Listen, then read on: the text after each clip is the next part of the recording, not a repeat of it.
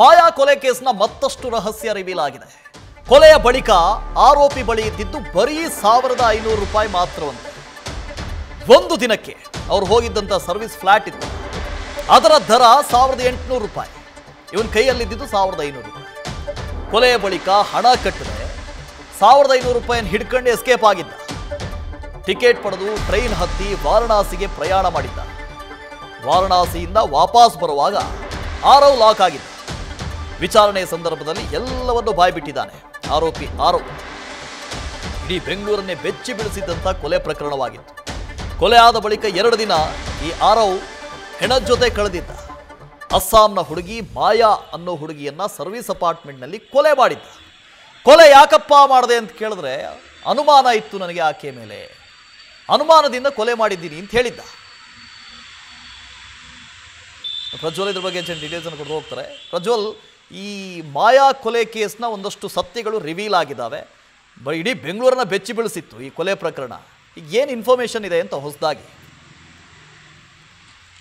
ನಗರದಲ್ಲಿ ಮಾಯಾ ಕೊಲೆ ಪ್ರಕರಣಕ್ಕೆ ಸಂಬಂಧಪಟ್ಟಂತೆ ಪೊಲೀಸರು ಈಗಾಗಲೇ ಆರೋಪಿ ಆರವನ್ನ ಬಂಧಿಸಿದ್ದಾರೆ. ಬಂಧಿಸಿ ವಿಚಾರಣೆ ನಡೆಸುವಂತ ವೇಳೆಯಲ್ಲಿ ಸಾಕಷ್ಟು ಇಂಟ್ರೆಸ್ಟಿಂಗ್ ಮಾಹಿತಿಗಳು ಕೂಡ ಆತ ಬಾಯಿ ಬಿಡ್ತಾ ಇರುವಂತದ್ದು. ಈತನ ಬಳಿಯಲ್ಲಿ ಕೇವಲ 1500 ಮಾತ್ರ ಇತ್ತು ಅನ್ನುವಂತ ಒಂದು ವಿಚಾರ ಏನಿದೆ ಅದು ಗೊತ್ತಾಗ್ತಾ ಇದೆ. ಅಂದ್ರೆ ಕೊಲೆ ಮಾಡಿದ ಬಳಿಕ ಆತನ ಬಳಿ ಇದ್ದು ಕೇವಲ 1500 ಮಾತ್ರ.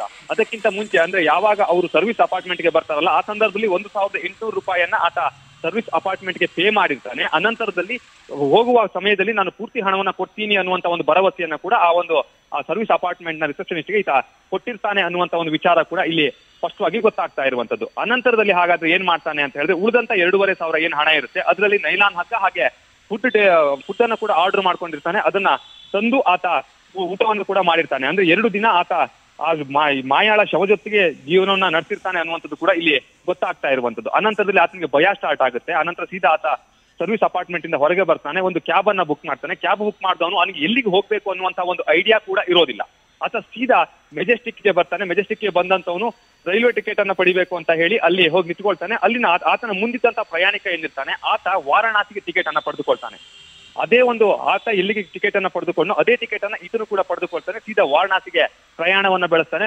ಅಲ್ಲಿ ಹೋದಂತ ಸಂದರ್ಭದಲ್ಲಿ ಆತ ಮೊಬೈಲ್ ಅನ್ನ ಸ್ವಿಚ್ ಆಫ್ ಮಾಡಿರ್ತಾನೆ. ಪೊಲೀಸರು ಕೂಡ ಸಾಕಷ್ಟು ಅನುಮಾನ ಕಾಡ್ತಾ ಇರುತ್ತೆ. ಮೆಜೆಸ್ಟಿಕ್ಗೆ ಬಂದು ಸಿಸಿಟಿವಿಯನ್ನ ಪರಿಶೀಲನೆ ಮಾಡ್ತಾರೆ. ಈ ಸಂದರ್ಭದಲ್ಲಿ ಈತ ಟಿಕೆಟ್ ಪಡೆದಿರುವಂತದ್ದು ಗೊತ್ತಾಗುತ್ತೆ. ಎಲ್ಲಿಗೆ ಟಿಕೆಟ್ ಪಡೆದಿದ್ದಾನೆ ಅನ್ನೋದ್ರ ಬಗ್ಗೆ ಕೂಡ ಮಾಹಿತಿನ ಕಲೆ ಹಾಕ್ತಾರೆ. ಆಗ ಈತ ವಾರಣಾಸಿಗೆ ಹೋಗಿರುವಂತದ್ದು ಗೊತ್ತಾಗುತ್ತೆ. ವಾರಣಾಸಿಗೆ ತಲುಪೋದ್ರೊಳಗಾಗಿ ಮತ್ತೆ ಆತ ರಿಟರ್ನ್ ಬ್ಯಾಂಗ್ಳೂರಿಗೆ ಬಂದಿರ್ತಾನೆ, ದೇವನಹಳ್ಳಿಗೆ ಬಂದಿರ್ತಾನೆ ಅನ್ನುವಂತ ಒಂದು ವಿಚಾರ ಕೂಡ ಪೊಲೀಸರಿಗೆ ಗೊತ್ತಾಗುತ್ತೆ. ತಕ್ಷಣವೇ ಹೋಗಿ ಆತನನ್ನ ಬಂಧಿಸಿರುವಂತದ್ದು. ಅಂದ್ರೆ ಈತನ ಬಳಿಯಲ್ಲಿ ಇದ್ದಿದ್ದು ಕೇವಲ 1500 ರೂಪಾಯಿ ಮಾತ್ರ ಅನ್ನುವಂತ ಒಂದು ವಿಚಾರ ಏನಿದೆ ಅದು ಪೊಲೀಸರ ತನಿಖೆ ವೇಳೆಯಲ್ಲಿ ಸ್ಪಷ್ಟವಾಗಿ ಗೊತ್ತಾಗ್ತಾ ಇದೆ. Vasudev, thank you Prajwal. News first ನಿರ್ಭೀತಿಯಿಂದ ನಿಮ್ಮ ಪರವಾಗಿ.